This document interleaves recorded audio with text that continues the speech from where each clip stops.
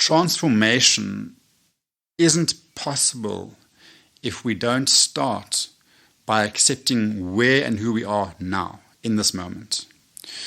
Because if I can't accept who I am now, I'm actually rejecting the very thing that's needing transformation. And if I'm rejecting that which requires transformation, I can't transform. So what people are doing is they're going, when I get there, then I'll be okay. Then I'll be enough. Once I achieve that, then I'll be enough. And by doing that, we're adding anxiety onto anxiety. Because I'm sitting here going, I'm anxious, I'm exhausted, I'm anxious, I'm not in a good space. So when I get somewhere else, then I'll be okay. So I'm now becoming anxious about my anxiety. I'm judging my current state. And those judgments are doing nothing but compounding the problem. In the moments, we're always safe. The lack of safety that we create for ourselves is in the rolling thoughts, past, future, past, future. The moment we start thinking about stuff that's happened to us in the past, and we start thinking about things that we think are going to happen to us in the future, we create our own suffering, we create our own anxieties, we create misery for ourselves. Worrying is a misuse of our imagination, because the majority of the things we're worrying about aren't happening in the moment. They're happening in our thoughts about what we think is going to happen in the moment, right?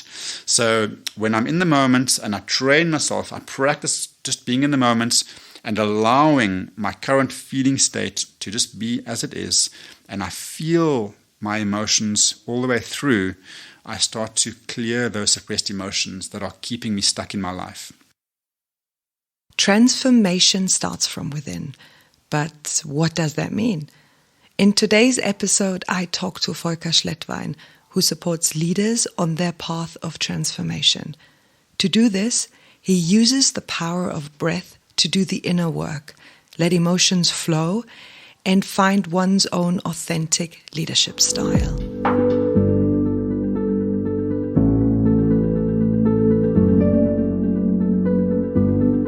This podcast brings you stories from and about people who stepped into the unknown. Stories about fear, uncertainty, the illusion of security, or I don't know. Let's see what it will be about.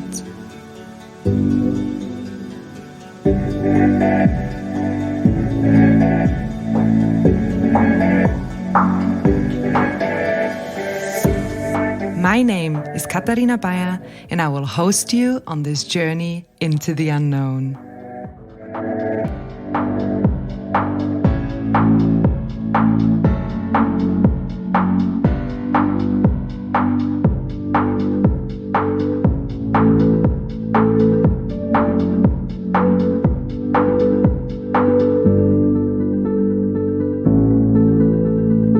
Hello, Volker. Thank you so much that you joined me today to speak about transformation in leadership. And one modality that you are using is breathwork. Before we dive deeper into the power of breath and how you discovered breathwork, let's stay with the breath itself for a bit. The English word spirit comes from the Latin word spiritus, what means a breath. The word in Chinese medicine for breath is qi, and qi also means the universal and cosmic energy of life. So breath is described as the life force and the spirit. Did we lose the connection and this knowing of the power of breath? Yes. Yes, we have.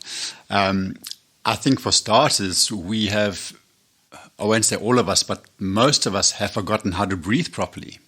With reference to what you've just shared, what's important to understand is that there's a very subtle high vibration energy in the air all around us that connects all things, and this is life force energy. It's the qi.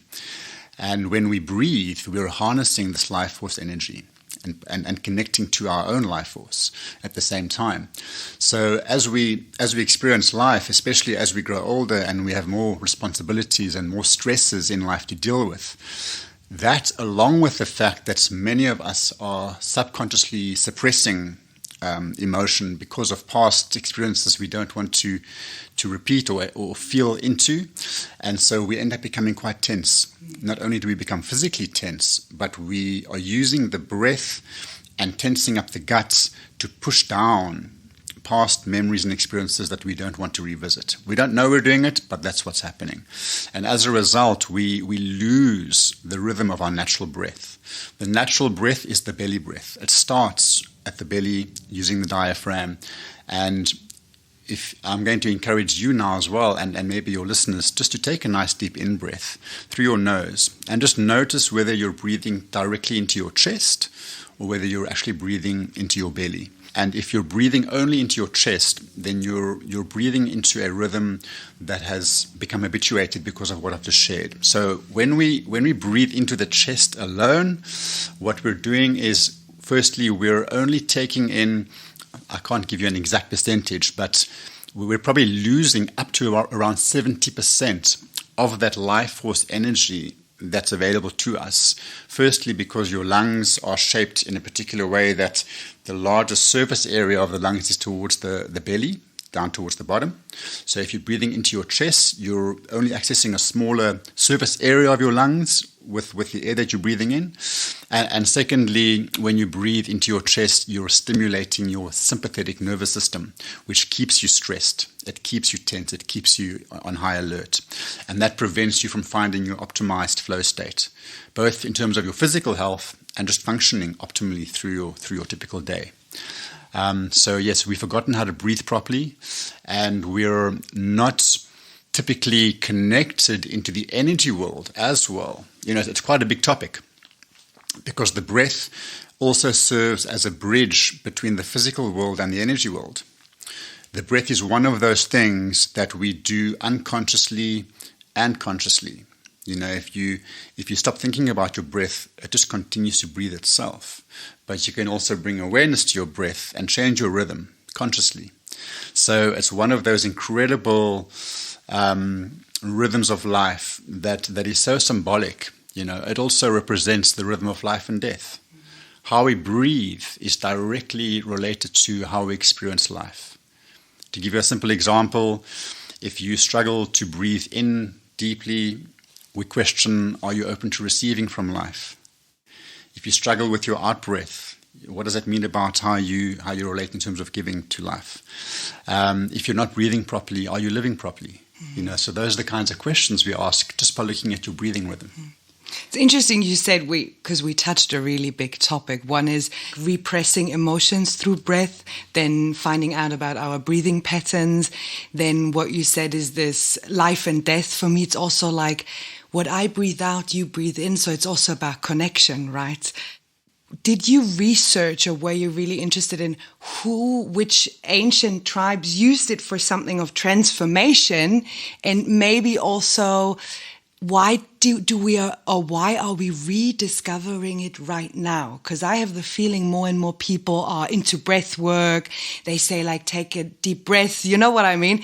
So why right now? Why is it rediscovered?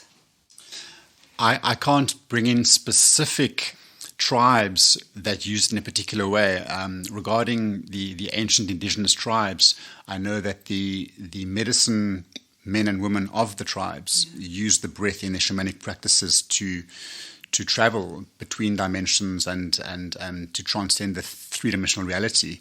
And the reason the breath is so important in achieving that is because the breath is one of the ways in which we expand not only our energy, but we change our vibration. By harnessing this light energy, the chi that's in the air around us, by harnessing that, especially when we talk about the conscious breath work, the strong connected breathing, that raises the vibration to the point where you're able to have experiences beyond what we would experience as quite a dense reality in the third dimension, in three-dimensional reality. So your shamanic teachers and healers use the breath as one of their tools to travel. The modern pioneers that have brought breath work to the Western world are people like Stanislav Grof, who was actually working with LSD in the 70s and in the 60s as a medicine for healing deep trauma, PTSD, and other ailments. And then when LSD became illegal, he wanted to find another way of achieving the same level of result and getting to the same deep layer where the trauma obviously is originating from and can be healed. And he found breathwork. So he's one of the pioneers of breathwork and making it a modality that we can work with today. How did you discover breathwork for yourself? That's quite an interesting story. It's quite a profound story. It's one of those you had to be there moments. Okay.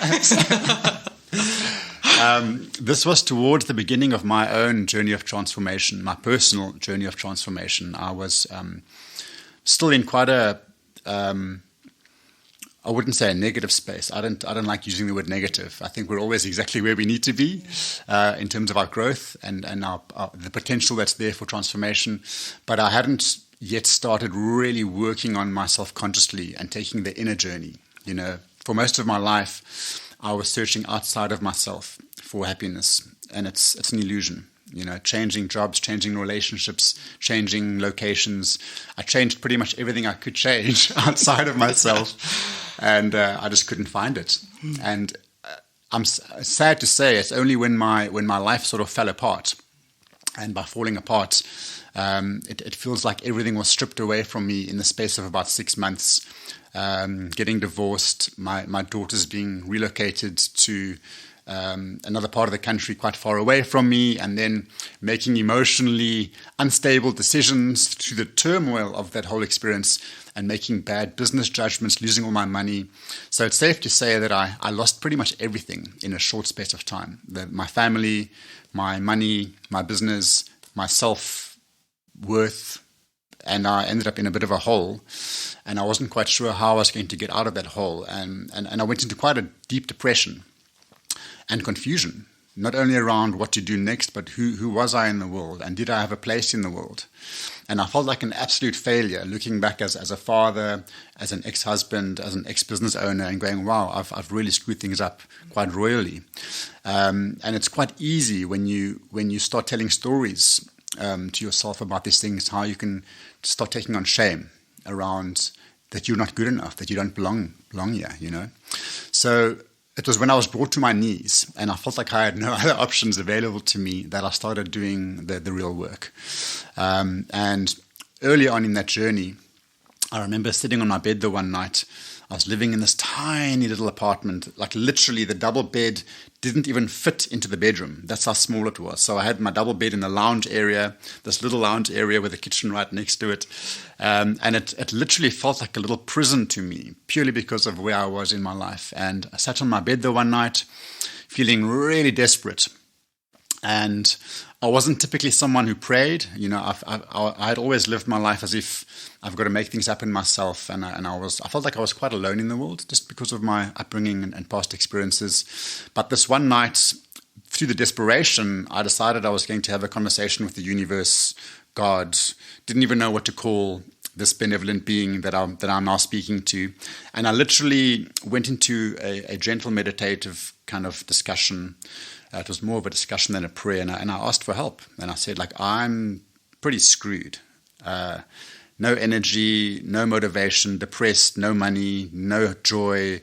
And I felt like I had no reason to live other than my daughters, who obviously I wanted to be there for. So they always kept me strong in some way or another. And I had this conversation with the universe, asking for help, and I went to sleep. And I'd like to say I woke up, but I was woken up in the middle of the night. It was probably around 2 a.m., 3 a.m., somewhere around there. I was woken up by this loud voice that said, breathe yourself free. And I know what a voice sounds like in a dream. This wasn't from a dream. This was from outside. It felt like it was coming from outside of me. I literally shot up in my bed and looked around the room, thinking someone was standing next to the bed. This voice had echoed, breathe yourself free. And I sat there stunned and confused, going, what was that? And it was a real one of the profound moments in my life. I didn't quite know how to make sense of it. Eventually got back to sleep. And I woke up the next morning, and I'd love to tell you that profound moment just continued to unfold and becoming more and more profound, but that's not what happened. I didn't know what to do with that information. Like, breathe yourself free. What does that even mean? At that stage, I didn't even know there was a modality called breathwork. I didn't Google it. I just contemplated for a moment, and I thought, what does that mean? Am I not breathing properly? And I, at that stage, was a very shallow chest breather. So I just focused on my breathing rhythm, and I was like, yo, my chest feels tight. I feel tight. I'm all tense. Maybe God's telling me I've got to breathe properly, or maybe the universe is telling me I've just got to breathe more. And I literally went as far as just bringing awareness to my breath for a day or two and just taking deep breaths whenever I remember to. And then before long, I just forgot about the whole thing around. The memory stayed fresh.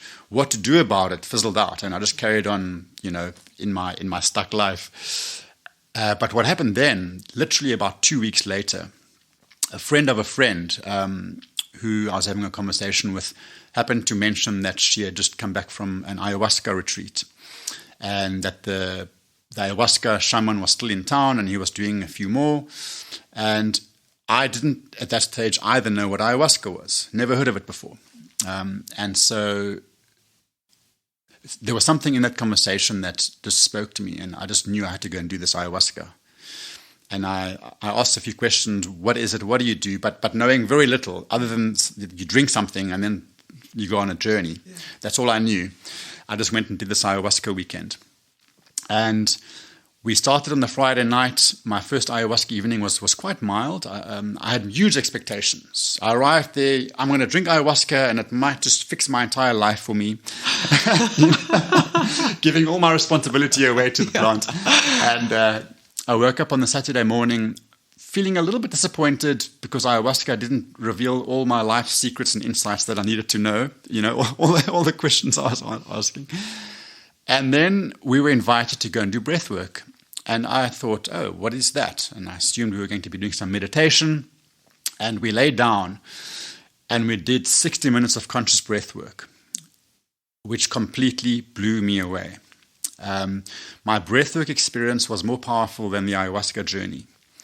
Even today, after teaching breathwork for more than 12, 13 years, I'm often told by many people that their breathwork journeys are as powerful, sometimes more powerful than their ayahuasca and their plant medicine journeys. That is the power of this modality. And that day just blew me away. I was shown so many things on so many levels. My mother, who had passed on quite a few years earlier, came and spoke to me. I felt a sense of relief from my depression and anxiety that had gripped me, which I couldn't explain.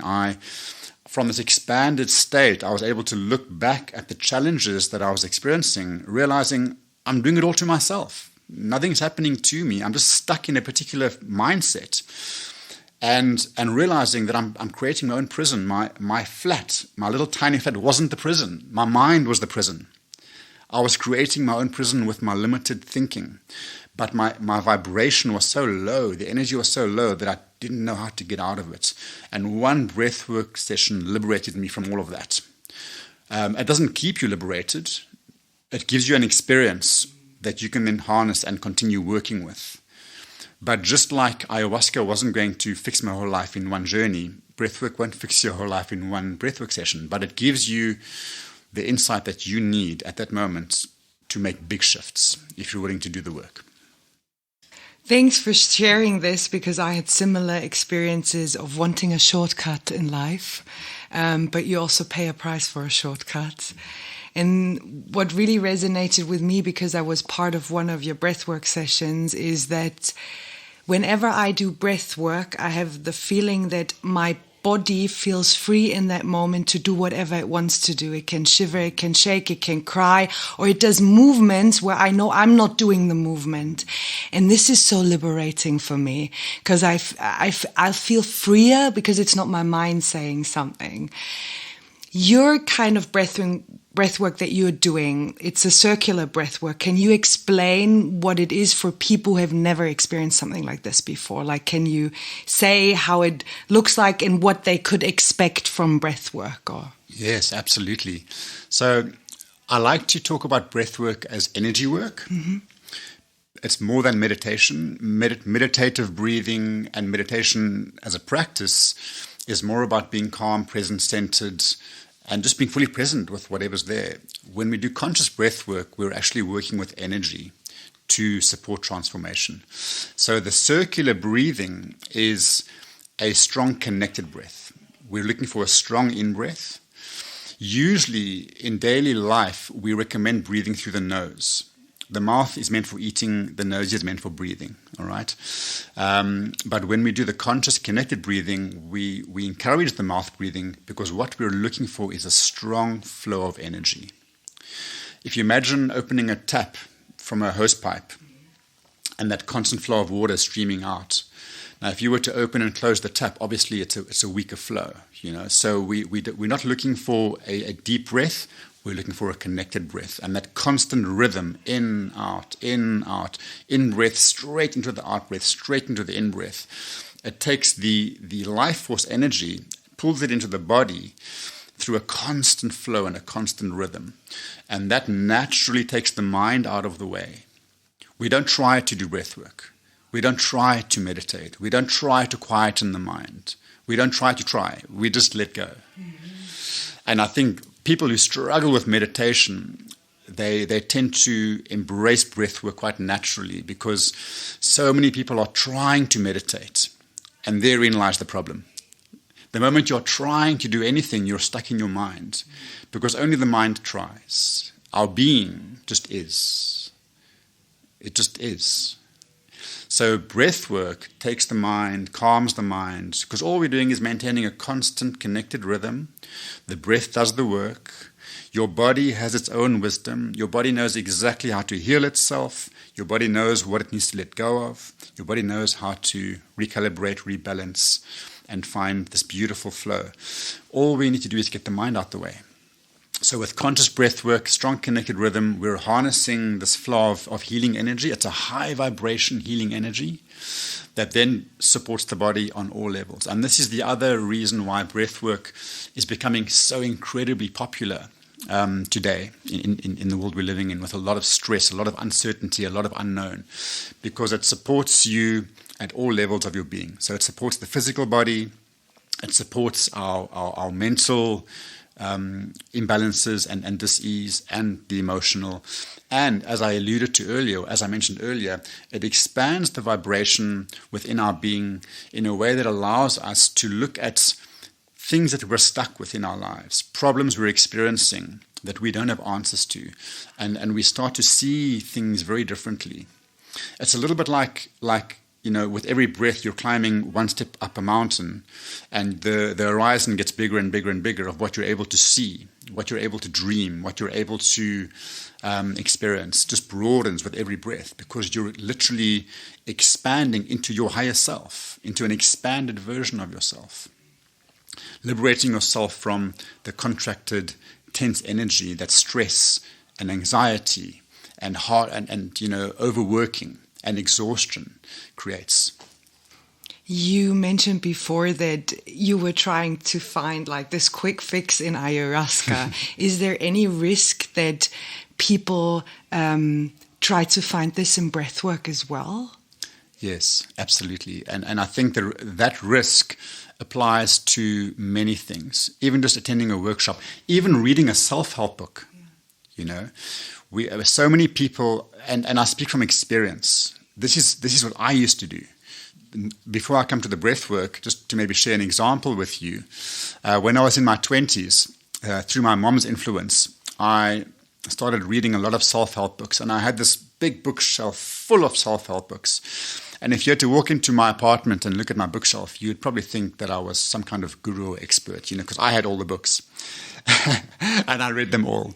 And what I would typically do is I'd read a book, and while I'm reading the book, the wisdom would be so incredible, and I'd feel so amazing. And I would just know that my life wasn't going to be the same again because the answers are in this book. Then I'd finish the book, and I'd like race off to friends and family and go, you guys have to read this. It's amazing. And I'd hand them the book to read, and I'd grab the next book off the shelf. And then after 5-10 years of reading books, I realized nothing in my life had changed. Yeah.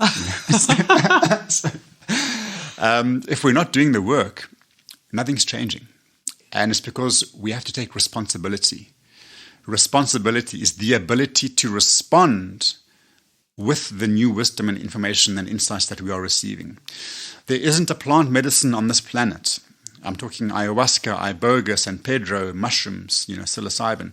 They're not here to do the work for us. Because the moment we give our responsibility away to a breathwork session, to a coach, to a workshop, to a process, we're losing the opportunity for growth. And that is what we came here to do.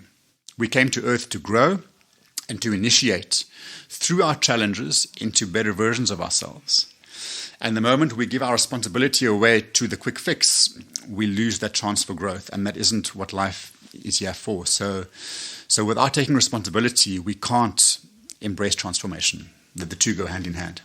I feel you so much, and I'm so happy that you said it. Because, a lot of my friends said, did you read the 4 Agreements? And, all these things. And I was like, yeah, I read it. But the more I read, the harder it was for me to actually act. Because I read how many great things others achieved and people are talking about the books. And I was like, yeah, but I feel like a prisoner in my own patterns. So thanks for sharing that you had the same experience in a way of reading, but you only change when you actually behave differently. Yeah. One thing that struck me so much about breathwork, but it actually took some while, is the stillness I gain. So every time I do breathwork, I get really, really emotionally. But the thing that changed for me is I get emotionally, but I don't clinch on the emotion that I feel during the breathwork. So I always try to describe it as the diaphragm is an elevator for the repressed emotion, and it can suddenly flow. Is this something that you resonate as a metaphor? And can you maybe say something why breathwork enables you to be less attached to your emotions? Yeah, and I love your metaphor. It's a beautiful metaphor, and I can absolutely relate to it. So I think it's important to understand what emotion is. So if you see emotion, and if you were to write it out as E-motion, it's energy in motion. And emotion is meant to flow. It's a flowing energy. So when we came here to experience the fullness of life on earth, we came here to experience all experiences and the full range of emotions. We didn't come here for an experience of permanently dancing with unicorns and rainbows in bliss. Thank you. We came here to have all of that, but to also experience pain and to experience loss and to have experiences that challenge us to know ourselves more and to return to ourselves. And you'll probably find, if you look back at some of your most challenging experiences, or if you just look back at your experiences in general, it's the ones that were the hardest that we appreciate the most because of what we gain from them. Those are the lessons. And so coming back to emotion, because of the conditioning that we have experienced through society and new age rules, we have lost the willingness to feel our feelings through all the way, certain feelings. So what I mean by that is emotion is meant to flow, and I am meant to feel my emotions fully, all of them. If I experience a significant loss that is very painful, or if I experience a trauma at a particular stage in my life, what I'm meant to be doing in order to recalibrate naturally is I'm meant to fully have the experience, or the experience might happen to me. It might not be a chosen experience, but the emotion of that experience I am meant to feel all the way through and to be in it and to feel the pain and to feel the grief. And if you look at your indigenous cultures, they've retained that ability.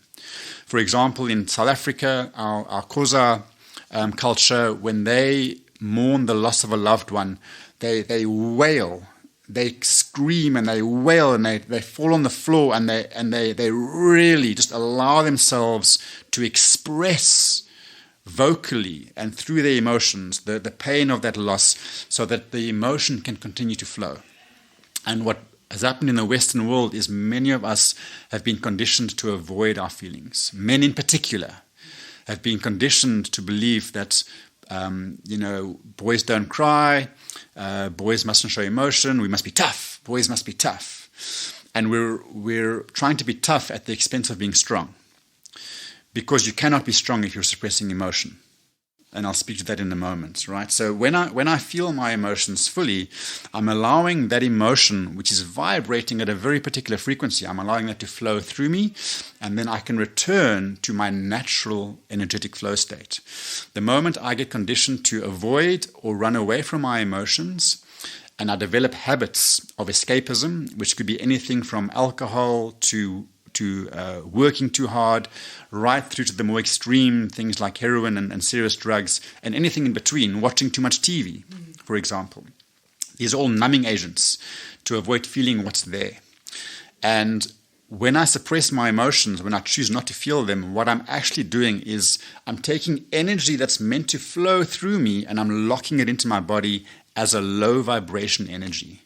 Because these emotions are all carrying frequencies. Shame is a very heavy, low vibrational energy.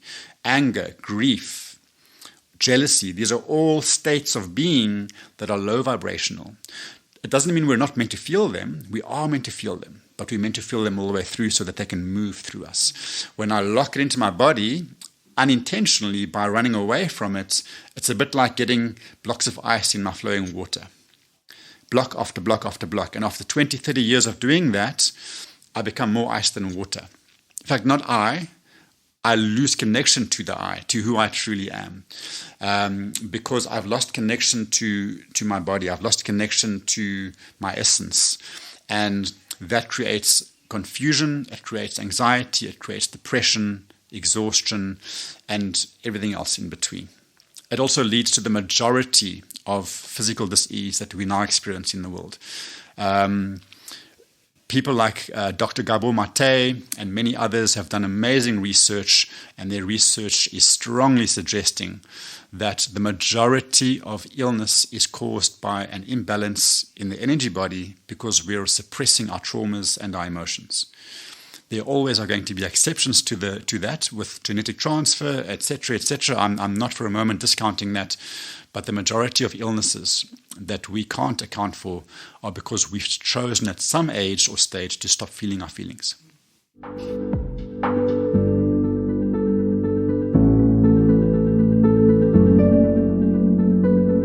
If you like this podcast, please like it on Spotify or Apple Podcast and follow me on Instagram. And now the episode continues. Now you work with leaders. When you tell managers at a certain level, you have to just allow your emotion to feel it the whole way through and let it flow. How do they usually react when you say it to them? Because I come from a culture where it's very professional to keep calm.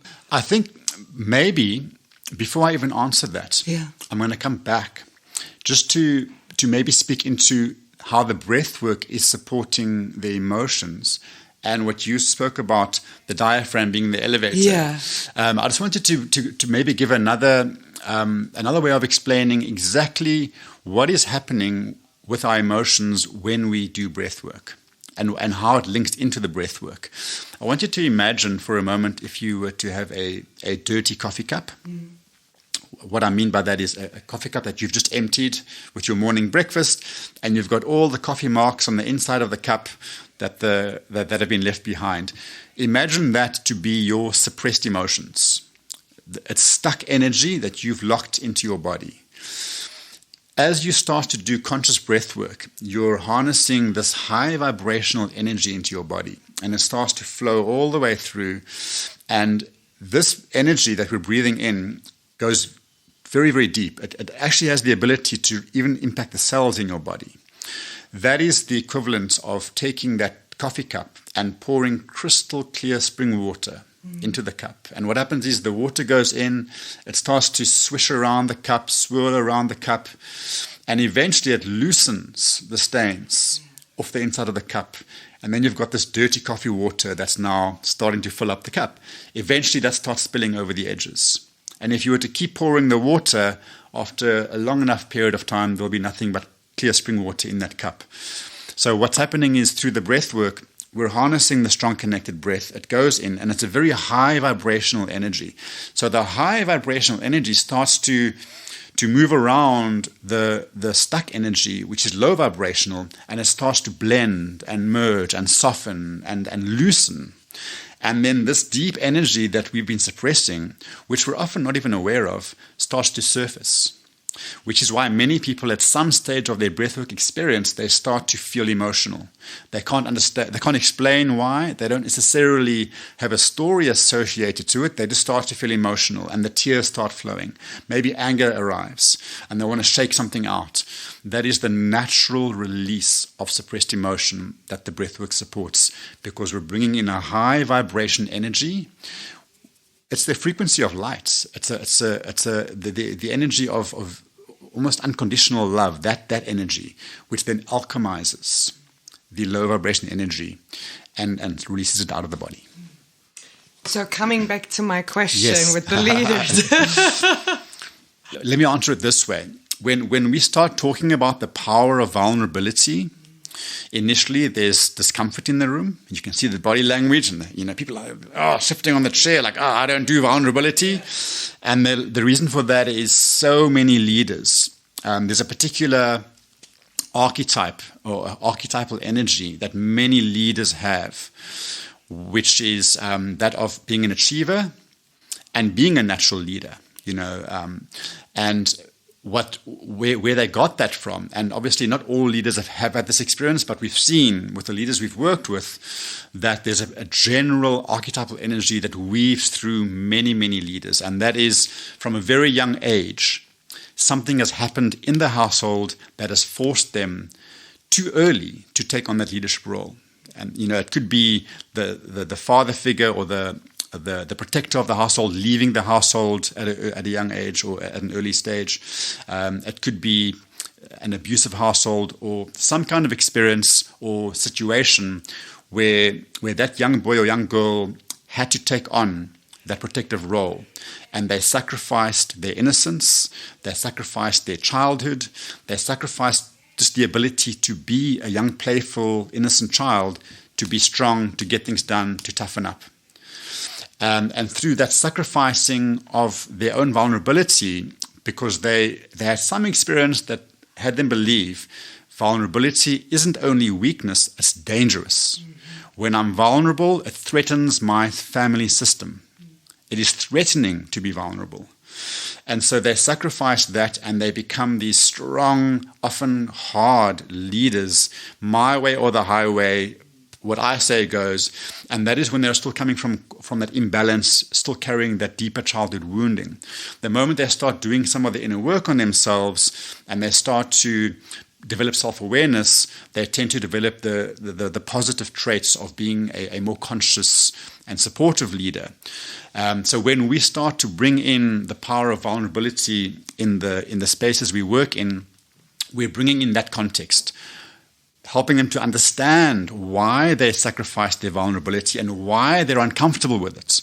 And only once you've secured the buy-in at a more of an intellectual level can we start to do the actual work of reconnecting them into that vulnerability. Because that conversation that we're having with these leaders, helping them to understand how their trauma created where they are, we help them to understand the imbalances that are created when they live their lives from the neck up, purely in their head, the challenges that creates in their lives, and then we start to show them the power of the balance of the mind and the heart coming into balance and working together, and what it means to be an authentic leader that is connected into a deeper essence and a deeper flow, a deeper creative flow. That is true success. Because you mentioned now authentic leadership style. I remember I once had a former manager that always appeared to be very strong. And I remember that during a certain hard time for her, she was suddenly vulnerable. And it felt to me, I can respect her even more because she showed her authentic self. So this is quite interesting. And then I dived more into this emotional leadership. You remember there was a time where it's very, very famous, and now it's popping up the word of transformational leadership. So my question is, when we talk about authentic leadership style and transformation, what does transformation actually mean? Like, what is your definition? Again, that is a big topic of discussion. But I think, so let me have a go at defining it in one paragraph. For me, transformation, there's two things I want to highlight. The first thing is it's really about reconnecting to the authentic self. We all have unique gifts to offer this world. You know, there's no person on this planet who is the same as another person. And unfortunately, because of our early experiences and the traumas we've experienced, we're running around trying to fit in, when what we're actually meant to be doing is standing out.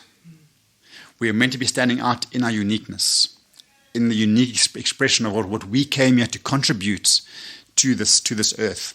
You know, individually, supporting the collective. The path of transformation is about understanding, how did I lose myself in the first place? What are the typical coping mechanisms that I'm now repeating in my life that are continuing to create an imbalance in some way? And what is driving my behavior? You know, 95% of what drives our behavior is subconscious.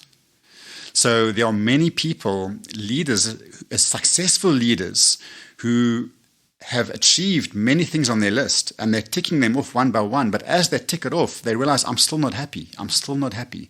And the reason is because a lot of leaders, or many leaders, are being driven by the self that arrived to protect the trauma. You know, so what I mean by that is the young child that had the trauma, and then we develop all these defensive strategies and what I call personas. Okay. And the word persona literally means mask. So personality is actually a mask for the authentic essence that came here to express its divine uniqueness. And I'm not saying that we can live without persona. You know, to navigate life on earth, we have to embrace the ego.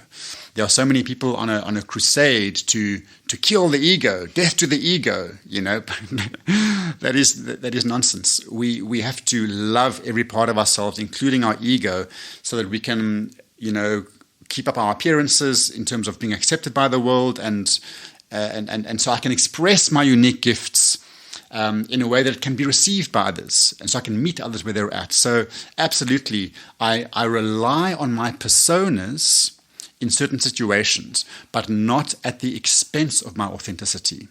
And so what has happened to many people and many leaders is they've gotten so stuck in the mask, living the mask and living the persona, that it's created a separation to their natural flow state, their natural gifts, the deeper sense of peace, and imbalances.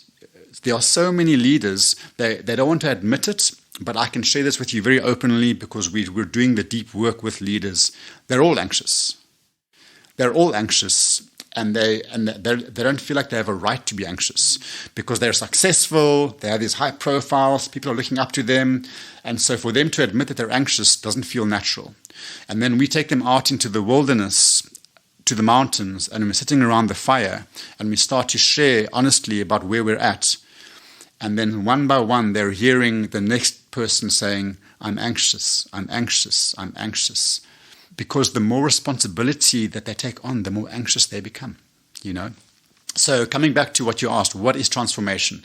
It's about understanding, where did I lose myself? What are the typical childhood traumas and experiences that I had that shaped a particular personality or range of personalities that I'm now relying on, but that are potentially still creating imbalance in my life, at work and at home. And then, of course, we support the reclaiming or the realignment to that essence.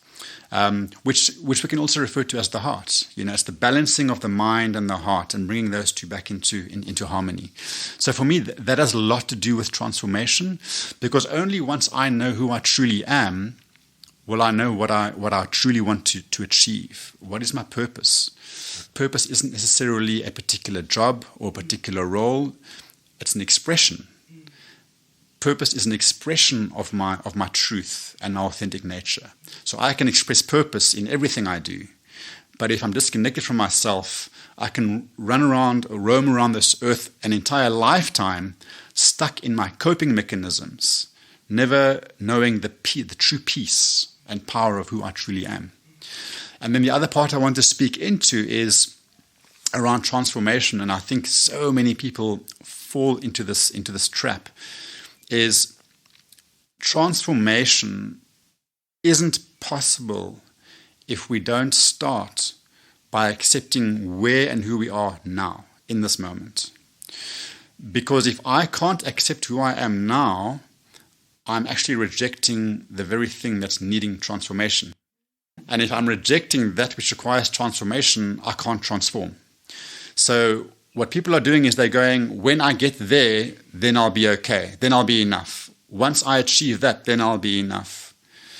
And by doing that, we're adding anxiety onto anxiety. Because I'm sitting here going, I'm anxious, I'm exhausted, I'm anxious, I'm not in a good space. So when I get somewhere else, then I'll be okay. So I'm now becoming anxious about my anxiety. I'm judging my current state, and those judgments are doing nothing but compounding the problem. So the start for any transformation is to go, this is where I am now, and it's okay. It's perfect for where it is right now. Yes, I want to be over there. I want to learn more. I want to grow more. I want to find myself. I want to be whole. But I'm going to love myself and accept myself as much as I can fully right now. Only then can true transformation begin. And I think this is why breathwork is so amazing, because what you just said, my mind wanted to summarize it in a way of making the subconscious conscious. And then when you said about anxiety and rejecting the place where you're at now, when you're breathing and when you come into the stillness of breath work, you allow yourself to be you? Or is it a summary that is too short? Your summary is perfect. It's perfect, and I will unpack it just a little bit. These personas I've been referring to, we develop persona, and we can get stuck in our personas, being the critic, being very critical of ourselves and others. That's an example of persona. They themselves are all carrying very specific energetic frequency, So when I get stuck in depression or anxiety, even confusion, it is not me that is confused, anxious, or depressed. It is a part of me that is feeling that way, literally feeling that way energetically. But my reality in that moment tells me that's who I am. I'm sitting here feeling depressed or confused or anxious or whatever it might be. The moment I understand there's only one part of me that is having that experience and vibrating at that frequency, I can develop the ability through technique to shift into other parts of me that are feeling a different way. I can dance between personas, or I can find a way to reconnect to my essence that is liberated from all persona. And it is the essence that is the light within us. It is the deeper truth within us. It is the part of us that connects us into source and each other and to oneness. So what typically happens is when we start to deepen our practice with breath work and meditation and other forms of whether it's movement, breath, or any practice that raises vibration, we start to experience the blending of persona and essence, and we move more and more into essence. So I can be completely depressed, stuck, anxious, exhausted, or having some kind of low vibrational reality or experience, and I can go and do a breathwork session. And in that breathwork session, my energy gets expanded to the point where I'm liberated from that stuck perspective, and I'm able to access a higher version of myself, the essence within myself that knows that I'm none of those things. and I'm having the direct experience of being that. When I met you for the first time, you said a sentence that I immediately had to write down. We are not defined by our circumstances. We are defined by what we believe about ourselves and the world. Coming back to the personal story you shared at the beginning, that you more or less lost everything because you were always trying to find in the outside what makes you happy. Discovering breathwork and transformation. Can you give me one or two examples how your belief system changed and how you saw that actually the world is changing for you now? Great. Yeah, thank you. Thanks for the question. I'm loving your questions, by the way. I think it's been quite an interesting journey for me. When I started out on my conscious journey of transformation, and it's only in hindsight that I can see, how this journey has unfolded for me. So initially, I realized that my life journey was perfectly shaping me to support others with similar challenges. I think we're always the master and we're always the teacher. And the first phase that I went through was I wanted to support others. I was still going through my own journey, but I already realized that I had some stuff that I could maybe help others with. But I ended up stuck in preparation mode, and I wasn't showing up. I was completing a coaching course, and then I was completing the second coaching course just in case the first one wasn't quite good enough, and I was trying to achieve some level of perfection because I didn't want to screw it up. I didn't want to show up and then make a mistake and get it all wrong and fail. So I was striving for some kind of end result, and it took me a little bit longer and gaining more wisdom to understand and to realize that there is never a destination. There's only a continuous journey. And wherever I am on my journey, it doesn't matter how early on this path of transformation I might be.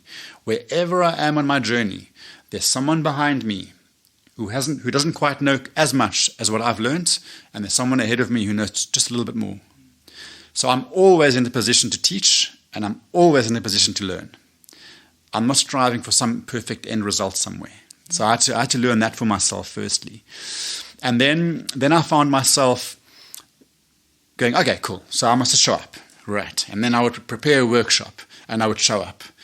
But I was showing up in a way where I was following my script and making sure I was repeating every word perfectly so that I didn't forget anything, and coming very much from the head, So that was another phase of transformation for me personally, is realizing you cannot teach from a textbook. Teaching from a textbook is what I said earlier. It's trying to fit in and not standing out. And your uniqueness, your energy, the people that can learn the most from you, all that gets lost when you're trying to teach verbatim from a textbook. And so I had to do a bit more work on myself to go, am I okay just as I am? Am I enough? And that's the big question. Am I enough? Yes, the answer is always yes, but do I believe it?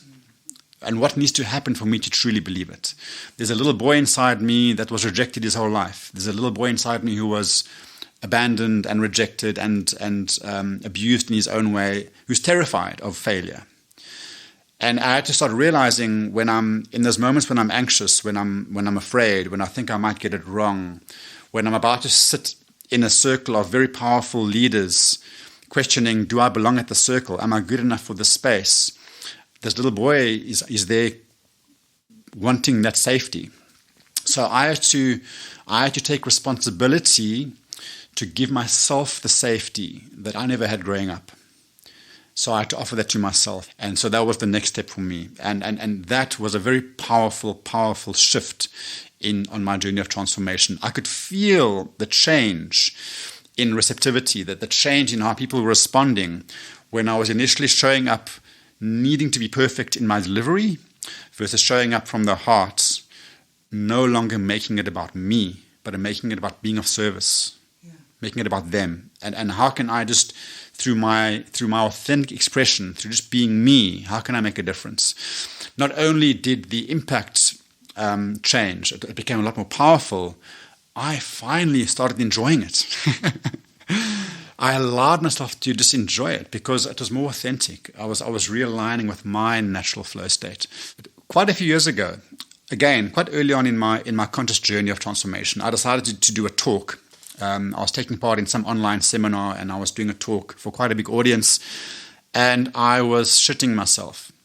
I was quaking in my boots, and I was like, oh my gosh, like what have I gotten myself into? And just the thought of doing that talk had me all quivering and shaking and nervous inside. I stumbled upon this article, and this I forgot who it was, but this guy was saying, it's quite profound how he was talking about public speaking, and he said, if you're about to go and do a public talk, and you're getting really nervous to the point where you don't want to do it anymore, stopping so selfish. It's not about you. Yeah. And that really got me thinking. It's not about me. Yeah. It's about how am I being of service to my audience? What can I share with my audience that's going to make a difference for them? And when you just shift that perspective, everything changes. Yeah. I'm really, like, my heart is jumping that you just said what you said, because I'm in the same situation that I think if I do leadership trainings, they want me to be very professional and I have to know everything. But the thing is, there is so much knowledge in the room. I have to be the one who opens the knowledge. I don't have to bring the knowledge into the room, because it's not about my ego. So we're coming back, either it's a leadership training from the mind, or a facilitation from the mind, or from the heart space, where you have everything in the room, but I just help you unlocking it or taking the masks off, right? Exactly. Yeah. Exactly. Yeah. The one thing I realized, I had this experience with my very, very first executive leadership retreat that I ever ran. It happened very quickly. And very organically. So it wasn't something that I had been planning for. And so I was a little bit nervous coming into it, going, am I ready for this level? You know? And my mind kept thinking about these high-profile individuals who were running these international corporations and their level of success. And every time I thought about them from that perspective, through that lens, I would get anxious and nervous. And once we got out to the mountains and we were sitting in circle about to start the retreats, I was very quickly shown that we weren't sitting around their boardroom table talking about their business strategies. We were in my domain. We were here to experience something that I had to offer them through what I had mastered in my life through my challenges. So their mastery and my mastery are two very different things.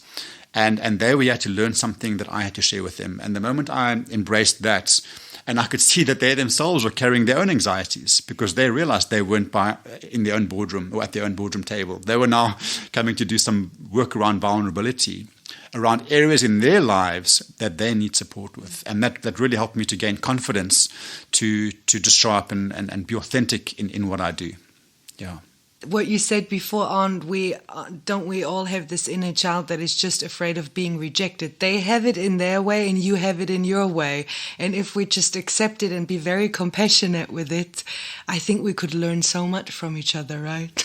Absolutely. It's so incredible how there's the saying, what's most personal is most universal. Yeah. And that's why I love group work, because it's in a group work setting. Everyone arrives thinking they're the only one.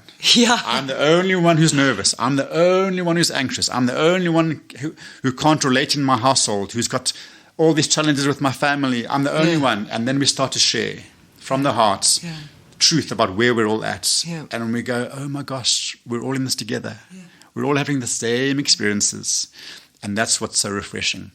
Because that's when we realize we aren't only in this together, but now we're almost creating a very safe container in which to then start doing the real work to regaining some of that balance. I have 3 last questions for you. Yes.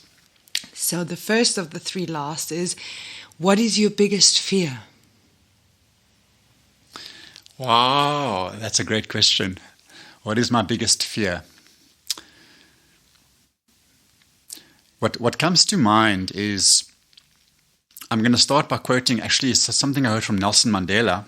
He once said, he was asked a similar question, and I recall him saying one of his fears is waking up in the morning and not knowing what he's going to do that day, you know. and for me, I guess at the moment, the biggest fear that I have currently in my life is that I'm going to leave this life not having done everything I came here to do. And I think how that links into Nelson Mandela's answer is that I sometimes wake up in the morning still questioning, you know, am I entirely on the right track with my business strategies and who I'm targeting and where I'm going, and should I be going bigger? And so I think every coach needs a coach, and so I lean into my own coaches to get perspective. As I said earlier, we're all students and masters at the same time, or teachers and students at the same time. So for me, the biggest question is, or the biggest fear is, am I doing enough quickly enough? And am I being the ideal role model for my daughters? So the fear would be that I'm not being the ideal role model for my daughters, and that's probably where I am at the moment in terms of those fears. Yeah. The second question: what are you currently doing that you still don't know how it will turn out? Life. Thanks for your honesty. At the moment, I'm focusing on on a few different things in my business life. I've got my personal brand, which is family constellations and breathwork and coaching and retreats. And now we're busy launching a business brand called Leaders in Nature, where we're focusing on running these incredible executive retreats around the world. And I'm looking at all of that, and just questioning where it's all going, and is it all going in the right direction. So I think different aspects of life, I guess, is the best answer. I don't think we ever figure it out.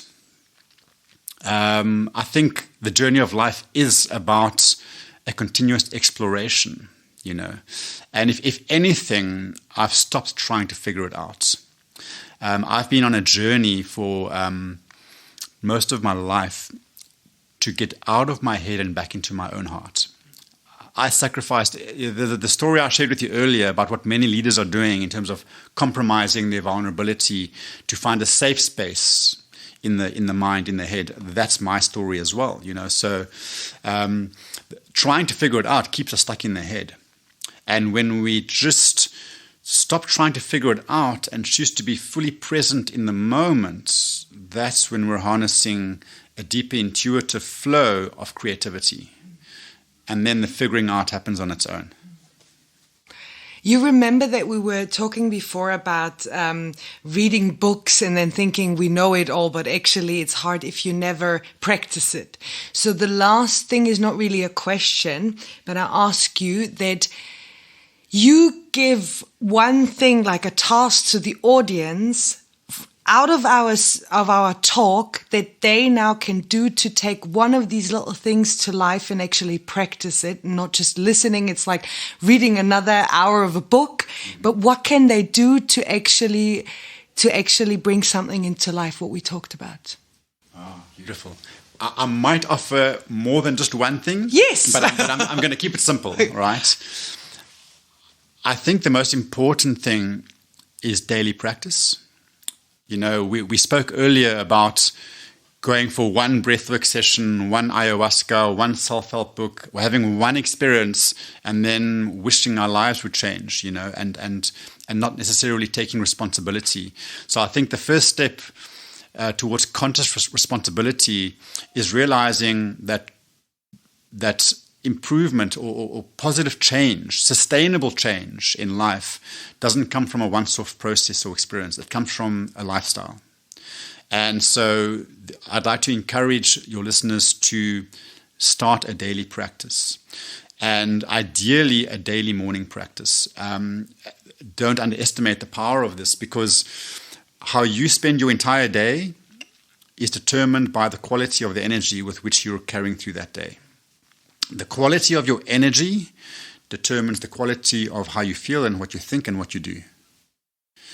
And so what many people are doing is they're trying to charge through and bulldoze through tasks and to-do lists and challenges, frustrated, tense, anxious, afraid. And that's a very low vibrational contracted energy which stifles our ability to function. So if I start my day, it could be 5 minutes, it could be 30 minutes. My practice is at least 60 minutes long, sometimes 90 minutes. I start my day by raising my vibration. Breath, movements, contemplation, that combination. Sometimes it's going for a surf, and I do all three in one surfing session, so you can be creative with how you do this. You don't have to sit on a meditation cushion if that doesn't speak to you. You can do some exercise, go for a cycle, go for a walk in the forest, bounce up and down in your bedroom to some funky music, There's lots you can do to instantly raise your vibration. But develop a daily practice of expanding your energy, raising vibration, because that naturally improves the quality of your thoughts and your choices and how you feel. That's the first thing. And then the only other thing, there's a lot we can do, but the simple things. Develop a daily practice. And the second thing is practice non-judgment. Non-judgment. I said earlier that the journey of transformation starts by accepting who and where we are in the moment. And when I understand that every part of me belongs, even the parts of me that are causing havoc in my life, the research has shown that everything I do, no matter how dysfunctional, has a positive intention. I might not understand the positive intention initially, but it's there. So, and I'm talking even the extreme dysfunctions. People who are addicted to substances. There's a strong judgment around the addiction. When we do the deeper inquiry from a place of compassion and non-judgment, you get the deeper truth. This part of me that's doing that thing that is sabotaging me is trying to protect me in some way. Maybe it's trying to numb my pain. And the reason I'm expanding by mentioning that is because when I understand that, then I can soften my judgments and go, this thing that I'm feeling right now, I'm not going to judge it. I'm just going to allow it. And I'm going to allow myself to feel my feelings. Feeling our feelings is a big step towards self-mastery and self-awareness. So when I'm feeling anxious, when I'm feeling tense, when I'm feeling exhausted, can I just allow that to be my state with non-judgment and hold myself in it with compassion and stop thinking that I've got to be a different way? And this is not good enough because now that I'm feeling this way, everything that comes and everything that's happening in the future is going to not work out for me. And we have this habit of telling stories to ourselves, Those are all judgments that we are creating in the mind. In the moment, so this is the truth, right? In the moments, we're always safe. The lack of safety that we create for ourselves is in the rolling thoughts, past, future. The moment we start thinking about stuff that's happened to us in the past, and we start thinking about things that we think are going to happen to us in the future, we create our own suffering, we create our own anxieties, we create misery for ourselves. Worrying is a misuse of our imagination, because the majority of the things we're worrying about aren't happening in the moment. They're happening in our thoughts about what we think is going to happen in the moment, right? So when I'm in the moment and I train myself, I practice just being in the moment and allowing my current feeling state to just be as it is, and I feel my emotions all the way through, I start to clear those suppressed emotions that are keeping me stuck in my life. As within, so without.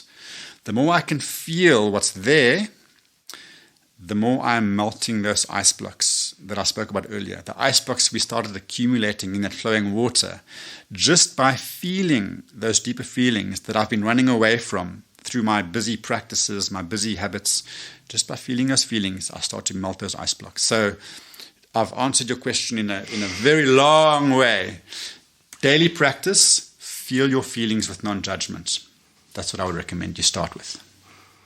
Thank you so much. Really, I could listen to you very long because there's so much things that I'm like, not just on a mind level now resonating with me, but also like physically and from the heart resonating with me. So thank you very much for this talk today. Thank you. Only a pleasure, and it's been a privilege. Look forward to going surfing with you. Yes! Tomorrow morning.